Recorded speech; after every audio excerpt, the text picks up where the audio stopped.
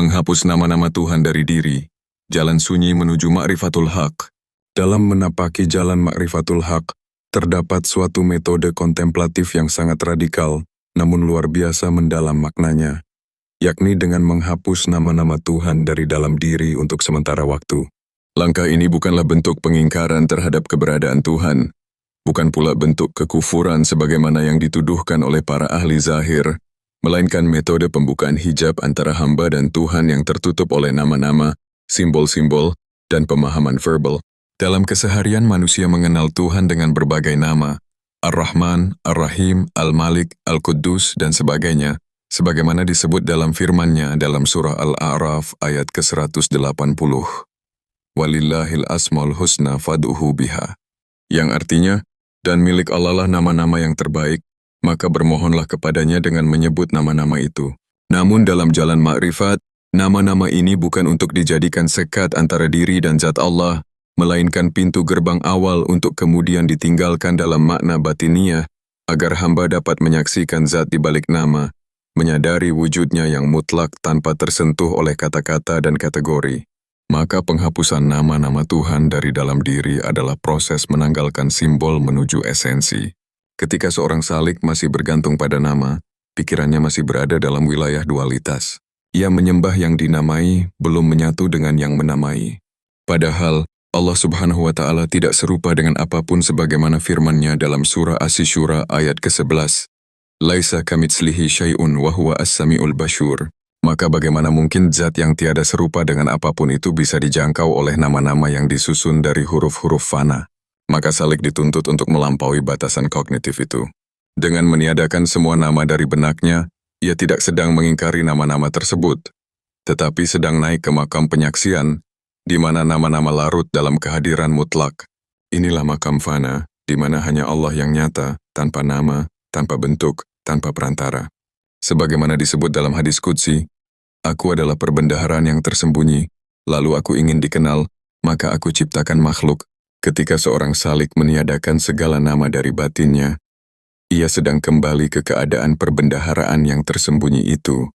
Sebelum adanya nama, sebelum adanya kesadaran tentang Tuhan yang terpisah dari dirinya.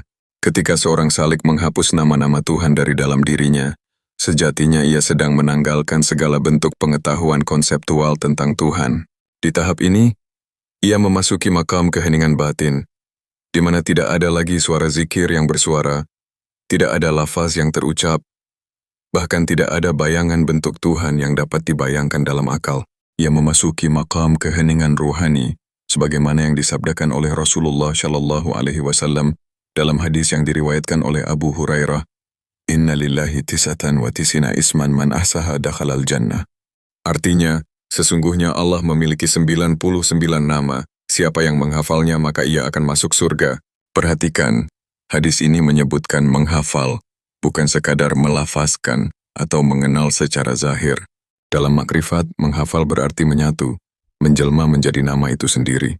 Namun sebelum dapat menjelma, seorang salik harus kembali ke titik nol, titik kehampaan batin, di mana ia tidak mengklaim nama apapun. Ia kembali menjadi hamba yang tidak mengenal Tuhan melalui nama, tapi melalui kehadiran. Di maqam ini, segala citra, segala khayalan tentang Tuhan dihancurkan. Inilah yang disebut oleh para arifin sebagai tajrid dan tafrik, yakni pengosongan mutlak dari segala yang selain Allah. Dalam surah Al-Ikhlas, Allah Subhanahu wa Ta'ala berfirman, Qul huwallahu ahad, Allahu samad, lam yalid wa lam yulad, wa lam yakun lahu kufuwan ahad. Ayat ini bukan sekadar pernyataan teologis, melainkan rumusan makrifat tertinggi. Ketika Allah adalah ahad, maka dia tidak terbagi dalam nama-nama. Ketika Allah adalah as-samad, maka segala sesuatu bergantung kepadanya, bukan kepada penamaannya. Dan karena dia tidak beranak dan tidak diperanakan, maka tidak ada relasi hierarkis atau genealogis yang bisa dipakai untuk mendeskripsikannya. Maka salik yang menghapus nama-nama Tuhan dalam dirinya sejatinya, sedang menyatu dengan hakikat surah Al-Ikhlas itu. Ia hidup dalam ketauhidan murni, bukan lagi tauhid lafzi, tapi tauhid zauki, merasakan keesaan Allah tanpa perantara huruf dan suara. Pada tahap ini, ia merasakan bahwa dirinya pun tiada, bahwa segala bentuk keberadaan adalah bayangan dari Yang Maha Ada. Ia tidak lagi mengatakan Allah itu begini dan begitu, tetapi ia larut dalam kehadiran yang tidak bisa dijelaskan, Maka dalam makam ini, Salik tidak sekadar mengenal Tuhan, tetapi menjadi cermin bagi Tuhan untuk menyatakan dirinya. Jika nama-nama Tuhan telah dihapuskan dari dalam diri seorang salik, maka langkah selanjutnya adalah menyelami ke dalam keheningan mutlak yang disebut dengan makam Sir Al-Fana atau rahasia kefanaan. Dalam makam ini, seluruh konstruksi keberagamaan yang selama ini dibangun di atas fondasi verbal dan simbolik menjadi runtuh, tidak untuk dihinakan, namun untuk diterobos dan dilampaui. Ini adalah perjalanan batin yang amat sunyi, karena di sini tidak ada lagi zikir bersuara, tidak ada doa terucap, tidak ada lafaz yang disebutkan, yang ada hanyalah kehadiran tanpa nama, perjumpaan tanpa batas, pengenalan tanpa konsep. Inilah wilayah makrifat yang disebut sebagai Bahr al-La-Ism atau samudra tanpa nama, sebagaimana dijelaskan oleh Imam Junaid al-Baghdadi bahwa makrifat adalah saat engkau tidak mengenal Allah melalui selainnya. Maka selama seorang salik masih mengenal Allah melalui selainnya, yakni melalui nama, bentuk, simbol, konsep, atau penggambaran batin, maka ia belum sampai pada makrifat. Disinilah letak pentingnya penghapusan nama dari diri, agar salik mengenal Allah secara langsung, bukan melalui namanya, melainkan dengan penyaksian terhadap zatnya. Hal ini ditegaskan pula dalam firman Allah Subhanahu wa Ta'ala dalam surah Al-Hadid ayat ketiga. Huwal awwalu wal akhiru wa dhahiru wal bathinu wa huwa bikulli syai'in alim. Yang artinya, Dialah yang awal dan yang akhir, yang zahir dan yang batin. Dan Dia Maha mengetahui segala sesuatu. Ayat ini menggugurkan batas-batas formal dan mengangkat zat Allah ke dalam kesadaran tanpa penanda. Ketika Allah adalah yang awal dan akhir, yang tampak dan yang tersembunyi, maka tidak ada ruang bagi nama untuk menjelaskannya. Nama hanya berfungsi dalam batas ruang dan waktu, sedangkan Allah berada di luar batas itu. Oleh karena itu, jalan ke makrifat bukan jalan menambah pengetahuan, melainkan jalan mengosongkan dari nama, sifat, dan bahkan bayangan tentang Allah. Maka wajar jika para sufi mengatakan bahwa makrifat bukanlah hasil dari berpikir, tapi dari peniadaan. Dalam makam ini pula, salik mengalami pengalaman yang oleh para arif disebut sebagai syuhud zati, penyaksian terhadap zat. Ini bukan penyaksian kasat mata, bukan pula pengalaman spiritual yang berbentuk visualisasi, tetapi pengalaman rasa ruhani yang tidak bisa dijelaskan oleh bahasa, hanya bisa dihayati dalam diam yang panjang. Sebagaimana firman Allah Subhanahu wa Ta'ala dalam surah An-Nur ayat ke-35, Allahu nurus samawati wal ardh, matsalu nurihi kamisikatin fiha misbah, yang artinya, Allah adalah cahaya langit dan bumi.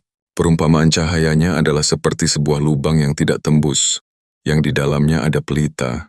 Dalam tafsir makrifat, pelita ini adalah cahaya kesadaran rohani dalam hati hamba yang telah meniadakan semua nama dan bentuk. Ia tidak lagi melihat Allah dengan mata kepala, tapi dengan cahaya hati.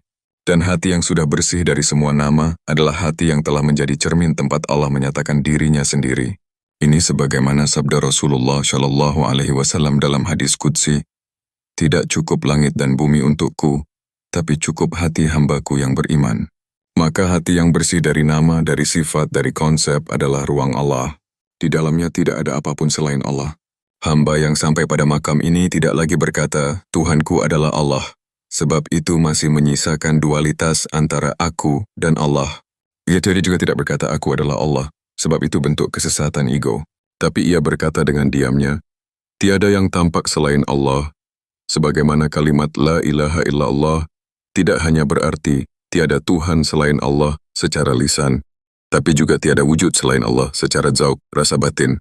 Lebih dalam lagi, makam penghapusan nama ini menuntun salik menuju apa yang disebut oleh para arifin sebagai la ta'rifuhu asma, yakni zat Allah yang tidak dapat dikenali oleh nama apapun. Dalam kondisi ini, makna menghapus nama Tuhan bukan berarti menggantikan Allah dengan kehampaan atau kekosongan nihilistik, tetapi justru melepaskan diri dari persepsi yang membatasi Allah dalam simbol-simbol. Seorang sufi besar, Abu Yazid al-Bustami, pernah berseru dalam ekstasenya, Subhani, ma'adhamu sya'ni, Maha suci aku, betapa agung urusanku. Bukan karena ia mengklaim ketuhanan, tetapi karena ia telah fana dari segala bentuk kehambaannya, dan larut sepenuhnya dalam kehadiran Allah. Ungkapan seperti ini hanya mungkin terlahir dari jiwa yang telah menghapus semua nama, hingga yang tertinggal hanyalah zat yang tidak bisa dinamai. Sebagaimana dijelaskan oleh Al-Qusyairi, bahwa keadaan fana adalah saat seseorang tidak melihat lagi dirinya, bahkan dalam penglihatan terhadap Allah, maka ia tidak lagi memanggil dengan nama, tapi bersujud dalam keheningan. Inilah makam tertinggi dari penghapusan nama, saat tidak ada lagi aku yang menyebut, tidak ada lagi engkau yang disebut, tapi semua larut dalam penyatuan yang melampaui dikotomi. Maka jangan heran jika para sufi menyebut makam ini sebagai makam la makam, tempat tanpa tempat, tingkatan tanpa tingkatan, karena di sini semua batas telah lebur. Lebih jauh lagi, penghapusan nama dalam makrifat bukan berarti menghina atau menolak nama-nama Allah, tetapi menempatkan nama pada tempatnya sebagai jalan awal, bukan sebagai tujuan. Nama adalah pintu masuk, bukan ruang kediaman. Sebagaimana seorang murid memanggil gurunya dengan sebutan guru di awal pelajaran, tapi pada akhirnya ia tidak lagi menyebut nama itu karena telah menjadi satu dengan ilmu sang guru. Demikian pula nama-nama Allah adalah bentuk manifestasi rahmatnya kepada makhluk, sebagaimana dalam surah Al-Fatihah, Bismillahirrahmanirrahim. Jadi, namun dalam makam makrifat, yang dibutuhkan bukan hanya menyebut, tetapi menjelma menjadi rahmat itu sendiri. Maka salik yang telah menghapus nama bukan berarti keluar dari Islam, tapi justru masuk ke dalam Islam dalam makna paling hakiki, tunduk sepenuhnya kepada yang mutlak, tanpa menyisakan diri. Bahkan kalimat syahadat pun dalam tafsir makrifat, dimaknai sebagai bentuk penghilangan diri. La ilaha adalah peniadaan segala selain Allah, dan illallah adalah penegasan bahwa yang ada hanyalah Allah. Maka kalimat ini bukan hanya pernyataan lisan, tapi jalan menuju penyaksian. Dengan kata lain, seorang salik yang telah menghapus nama dari dirinya telah menunaikan syahadat dalam bentuk paling murni, bukan sekadar ucapan, tapi fana dalam Yang Maha Esa. Setelah nama-nama Tuhan dihapus dari dalam diri dalam konteks perjalanan makrifat, maka seorang salik akan masuk pada tahapan yang disebut dengan tajalli atau penyingkapan. Tajalli adalah saat ketika Allah Subhanahu wa Ta'ala menampakkan dirinya kepada hati seorang hamba tanpa perantara nama, tanpa sifat, tanpa bentuk, tanpa huruf, dan tanpa suara. Tajalli tidak dapat terjadi selama hati seorang salik masih dipenuhi oleh pemahaman konseptual tentang Tuhan, karena zat Allah tidak akan memasuki hati yang masih dipenuhi oleh selainnya. Dalam surah Al-A'raf ayat ke-143, Allah Subhanahu wa Ta'ala berfirman mengenai Nabi Musa, "Walamma ja'a Musa limiqatina wa kallamahu rabbuhu, qala rabbi arini anzur ilaika qala lan tarani." Artinya, dan tatkala Musa datang untuk munajat pada waktu yang telah kami tentukan, dan Tuhannya telah berfirman langsung kepadanya, berkatalah Musa, "Ya Tuhanku, tampakkanlah diri engkau kepadaku, agar aku dapat melihat kepada engkau." Allah berfirman, "Engkau sekali-kali tidak akan sanggup melihatku." Ini adalah isyarat bahwa zat Allah tidak dapat dilihat dengan mata fisik, tidak pula dapat dikenali dengan nalar logika atau nama-nama, tapi hanya dapat disingkap kepada hati yang suci, yang telah menanggalkan segalanya. Maka ketika nama-nama Tuhan dihapuskan, maka salik telah membersihkan ruang dalam dirinya dari segala dinding, lalu Allah menyinari hatinya dengan cahayanya sendiri. Dalam makam tajalli ini, seorang salik tidak lagi memiliki kehendak pribadi, karena seluruh kehendaknya telah lebur dalam kehendak ilahi. Ia telah mencapai makam Masya Allah kana wa ma lam yasya' lam yakun, yakni segala yang terjadi adalah karena kehendak Allah semata. Bahkan kesadarannya pun tidak lagi berasal dari dirinya, melainkan dari Allah semata. Sebagaimana sabda Nabi Muhammad SAW dalam hadis qudsi yang diriwayatkan oleh Imam Bukhari, "Dan hambaku senantiasa mendekatkan diri kepadaku dengan amal-amal sunnah hingga aku mencintainya. Jika aku telah mencintainya, maka aku menjadi pendengarannya yang dia dengar dengannya, penglihatannya yang dia melihat dengannya, tangannya yang dia memukul dengannya, dan kakinya yang dia berjalan dengannya." Maka salik dalam makam ini telah menjadi cermin murni zat ilahi. Ia tidak lagi terikat pada syariat dalam bentuk formalnya, namun syariat telah menjelma menjadi laku keseharian rohani, karena syariat yang sejati adalah gerak Allah dalam diri hamba yang fana. Penghapusan nama membawa salik untuk menghayati makna kalimat tauhid secara sejati, la ilaha illallah. Ini bukan hanya bermakna tiada Tuhan selain Allah secara verbal, melainkan tiada wujud selain Allah secara zauki. Kalimat ini adalah deklarasi makrifat tertinggi. Maka ketika nama-nama Tuhan telah dihapus dari dalam diri, dan yang tersisa hanyalah kehadiran mutlak Allah, salik tidak lagi menyebut Allah, tapi menjadi tempat Allah menyatakan diri. Ia hidup dalam keberadaan yang telah terserap sepenuhnya ke dalam al-wujud al-mutlak, keberadaan yang hakiki. Ia memahami bahwa segala sesuatu selain Allah adalah ilusi, adalah tajali, adalah manifestasi, bukan keberadaan sejati. Dalam surah Al-Kashash ayat ke-88 Allah berfirman, Kullu syai'in halikun illa wajhahu, yang artinya, segala sesuatu akan binasa kecuali wajahnya. Maka ketika semua nama dihapus, yang tersisa hanyalah wajah Allah, yakni hakikat eksistensi itu sendiri. Makam ini sangat berbahaya bagi mereka yang belum matang secara spiritual. Jika dilakukan tanpa bimbingan mursyid yang kamil, maka bisa jatuh dalam kekeliruan besar. Karenanya para guru makrifat senantiasa menegaskan pentingnya rujuk kepada mursyid yang bersanad, sebab pengalaman penghapusan nama bukanlah wilayah akal dan kajian, melainkan wilayah rasa dan penyaksian yang hanya bisa ditempuh dengan bimbingan ruhani.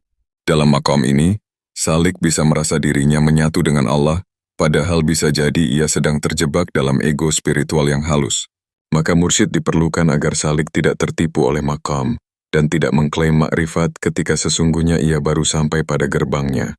Sebab, menghapus nama tidak serta-merta berarti telah menyatu dengan zat. Ia hanya metode membuka hijab agar cahaya Allah bisa menyingkapkan wajahnya. Tanpa bimbingan ruhani, penghapusan nama bisa menjadi kesesatan ruhani. Oleh karena itu dalam ilmu tasawuf dikatakan, barang siapa tidak mempunyai guru maka syaitanlah gurunya. Penghapusan nama juga menjadikan salik memasuki makam ikhlas tertinggi. Sebab ia tidak lagi beramal karena Allah yang dinamai, tapi karena Allah yang disaksikan. Ia tidak sholat karena diperintahkan oleh Tuhan bernama Allah, tetapi karena dorongan cinta yang lahir dari penyaksian. Ia tidak berzikir karena disuruh menyebut Asmaul Husna, tapi karena hatinya telah dipenuhi oleh kehadiran Tuhan. Maka amal-amalnya bukan untuk surga, bukan untuk pahala, bukan untuk ketenangan jiwa, tapi untuk menyambut hadiratnya. Ia menjadi insan kamil, manusia sempurna yang tidak hidup kecuali karena Allah, tidak mati kecuali dalam Allah, dan tidak bergerak kecuali atas nama Allah. Sebagaimana sabda Rasulullah Shallallahu Alaihi Wasallam, matilah sebelum kamu mati. Yakni matikan ego, matikan nama, matikan klaim, hingga yang tersisa hanya Allah. Ketika seorang salik telah sampai pada tahap menghapus nama-nama Tuhan dari dalam dirinya, telah melebur dalam tajalli, dan mencapai makam fanafillah yang hakiki, maka akan lahirlah sebuah kesadaran baru yang disebut sebagai baqa billah, yakni keberadaan dalam Allah. Ini bukan sekadar bertahan hidup secara ruhani, melainkan hidup dalam kehidupannya, berpikir dengan pikirannya, mencinta dengan cintanya, dan memandang dengan pandangannya. Inilah makam insan kamil, insan yang telah menjadi manifestasi dari sifat-sifat Allah tanpa menyisakan dirinya sendiri.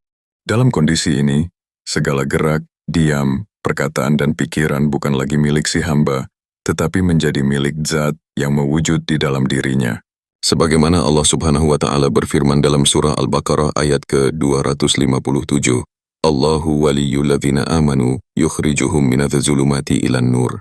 Yang artinya, Allah adalah pelindung orang-orang yang beriman. Dia mengeluarkan mereka dari kegelapan menuju cahaya. Cahaya di sini bukan hanya cahaya ilmu atau cahaya iman, tapi juga cahaya zat yang menghapus segala bentuk kegelapan diri dan nama. Salik yang telah hidup dalam Allah tidak lagi memerlukan nama, karena nama adalah bayangan, sedangkan ia telah menjadi cahaya. Dalam kondisi baka, salik tidak hanya fana dalam Allah secara pribadi, tetapi menjadi rahmat bagi seluruh alam. Ia tidak lagi menjadi individu, tetapi mewakili kehadiran ilahi dalam realitas. Ia adalah pengejawantahan Asmaul Husna dalam kehidupan. Maka ia berkata bukan dari kehendaknya, melainkan dari ilhamnya. Ia bertindak bukan dari pikirannya, melainkan dari pancaran hikmah yang Allah alirkan ke dalam hatinya. Rasulullah Shallallahu Alaihi Wasallam adalah contoh sempurna dari makam ini. Beliau adalah rahmatan lil alamin, karena diri beliau telah terhapus, dan yang tersisa hanyalah zat yang melaluinya menyatakan kasihnya. Sabda beliau bukan berasal dari hawa nafsu, sebagaimana ditegaskan dalam surah An-Najm ayat ke-3 dan ke-4. وَمَا يَنْتِكُ عَنِ الْهَوَى إِنْ هُوَ إِلَّا وَحْيٌ يُوحَى. Yang artinya, dan tiadalah yang diucapkannya itu, Al-Quran, menurut kemauan hawa nafsunya. Ucapannya tiada lain hanyalah wahyu yang diwahyukan. Maka seorang salik yang telah menghapus nama akan menjadi tempat turun wahyu-wahyu ruhani, bukan dalam bentuk Al-Quran sebagai wahyu kenabian, tetapi dalam bentuk ilham yang memandu umat kepada kebenaran. Namun penting untuk disadari bahwa makam baka bukan akhir dari perjalanan, melainkan awal dari pengabdian. Setelah salik menyatu dengan zat, ia kembali ke dunia dengan membawa misi, membimbing umat manusia dari gelapnya nama menuju terang zat. Ia tidak lagi berbicara tentang Allah dalam bentuk teori, tapi mengajak manusia untuk menyaksikan Allah dalam dirinya sendiri. Ia menjadi cermin bagi mereka yang haus akan makrifat, menjadi lentera bagi yang tersesat dalam gelap ego. Ia tidak berteriak tentang Tuhan, tapi kehadirannya membuat manusia menangis dan tersungkur, karena dari dirinya memancar wajah Tuhan tanpa suara. Dalam surah Al-Fatih ayat ke-29, Allah Subhanahu wa Ta'ala berfirman, Muhammadur Rasulullah, wallazina ma'ahu asyidda'u, 'alal kuffar, ruhama'u bainahum tarahum rukka'an sujjada. Yang artinya, Muhammad adalah utusan Allah, dan orang-orang yang bersama dengan dia adalah keras terhadap orang-orang kafir, tetapi berkasih sayang sesama mereka. Kamu lihat mereka ruku dan sujud mencari karunia Allah dan keritaannya. Maka makam baka membawa salik kepada jiwa yang ruku dan sujud, bukan dalam bentuk ritual fisik semata, tetapi dalam sikap hidup yang sepenuhnya tunduk kepada kehendak Allah. Penghapusan nama-nama Tuhan juga mengandung pesan bahwa manusia harus keluar dari perangkap bahasa, sebab bahasa hanya mampu menunjuk, tapi tidak pernah mampu menghadirkan. Nama adalah bahasa, dan bahasa membatasi. Sedangkan Allah adalah zat yang tidak terbatas. Maka selama manusia mengenal Allah melalui bahasa, ia masih berada dalam tirai. Bahkan kalimat Allah pun bukan zat itu sendiri, tetapi simbol dari zat. Oleh karena itu, salik yang ingin mengenal Allah harus siap melampaui bahasa, sebagaimana Nabi Ibrahim alaihissalam dalam pencariannya meninggalkan bintang, bulan dan matahari, lalu menyatakan dalam surah Al-An'am ayat ke-81, Fa'ayyul fariqaini ahaku bil amni in kuntum ta'alamun. Yang artinya, maka siapakah di antara kedua golongan itu yang lebih berhak memperoleh keamanan jika kamu mengetahui? Ia memilih zat yang tidak bisa dilihat oleh mata, tidak bisa dilukiskan oleh kata, dan tidak bisa dinamai oleh suara. Maka penghapusan nama bukanlah pembangkangan, melainkan kepatuhan yang lebih dalam, yakni menuju Allah yang tanpa batas. Akhirnya, penghapusan nama-nama Tuhan dari dalam diri adalah latihan ruhani yang amat dalam, yang hanya dapat dilakukan oleh mereka yang hatinya telah matang dalam zikir, pikir, dan tafakur. Ini bukan jalan untuk semua orang, tapi bagi mereka yang telah siap kehilangan segalanya demi mendapatkan yang maha segalanya. Bukan untuk mereka yang baru mengenal Tuhan lewat buku, tapi untuk mereka yang telah mengarungi samudra kesunyian dan menemukan bahwa nama hanyalah perahu, sementara lautan adalah zat itu sendiri. Maka, setelah semua nama dihapus, setelah semua konsep dilenyapkan, dan setelah semua dualitas lebur, salik akan mendapati bahwa dirinya bukan siapa-siapa. Tapi dalam ketiadaan itu ia menemukan segalanya, sebab Allah tidak dikenal melalui sesuatu, tapi dikenal karena tiada sesuatu selain Dia. Pada akhirnya, jalan sunyi menuju ma'rifatul haq melalui penghapusan nama-nama Tuhan dari dalam diri, bukanlah ajakan untuk menolak Asmaul Husna atau menafikan syariat, melainkan menyingkap dimensi terdalam dari tauhid yang paling hakiki. Ia adalah jalan para pencinta yang tidak puas hanya dengan mengenal Tuhan melalui nama, tapi ingin tenggelam dalam kehadiran zat yang tidak terikat oleh nama apapun. Maka jalan ini adalah jalan keberanian, jalan kejujuran ruhani yang menuntut penanggalan seluruh atribut, gelar, pengetahuan, bahkan identitas sebagai seorang hamba. Karena hanya dengan menjadi tiada, seorang hamba dapat mengenal yang maha ada. Hanya dengan melepaskan segala sesuatu yang melekat, salik dapat menyatu dengan zat yang tidak dapat dilekati oleh apapun.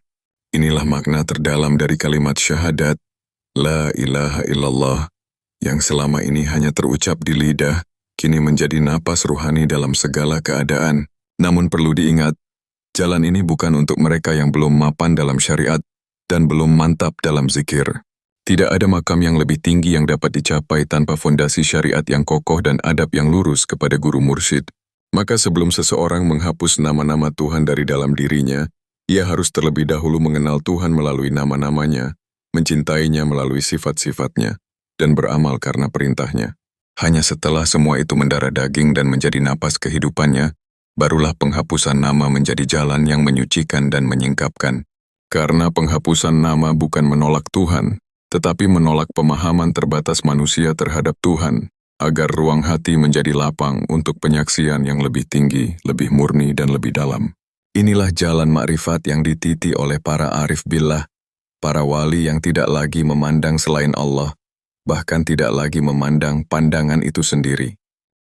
Semoga siapapun yang membaca, memahami, dan merenungkan tulisan ini, diberi kekuatan untuk menempuh jalan sunyi ini dengan keteguhan hati, bimbingan mursyid yang kamil, dan penjagaan dari Allah Subhanahu wa Ta'ala, karena tidak ada yang mampu menempuh jalan ini tanpa izin dan rahmat darinya. Sebab segala usaha adalah semu, segala ilmu adalah pinjaman, dan segala kekuatan adalah milik Allah semata.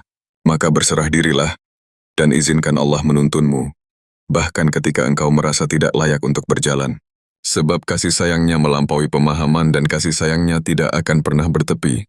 Jika engkau benar-benar ingin mengenalnya, maka kosongkan dirimu, hapus namamu, hapus namanya dari konsep dan huruf, lalu bersedialah untuk dia menampakkan dirinya kepadamu, tanpa suara, tanpa rupa, tanpa kata.